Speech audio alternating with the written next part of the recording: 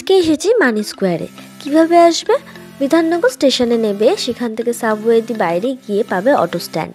মানি স্কোয়ারে অটো একজন দুজনকে নিয়ে যায় না, অটো রিজার্ভ করে যেতে হয়। আর অটো রিজার্ভ করলেই তোমরা যতজনই যাও না কেন 150 টাকা নেবেই।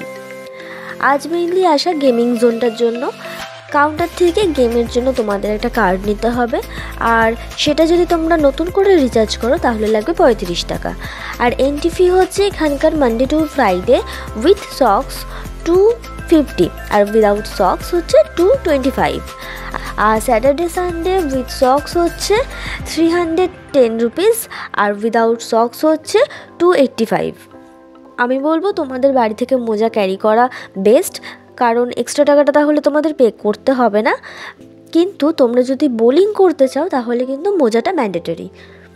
মোজা ছাড়া তোমাদের ওখানে ঢুকতে দেবে না, সেই ক্ষেত্রে তোমাদের মোজা ক্যারি করতেই হবে। নেক্সট ভিডিওতে বলবো পার গেম কত করে চার্জ পড়ছে আর কিভাবে তোমরা সেটা খেলতে পারবে। Till then tata.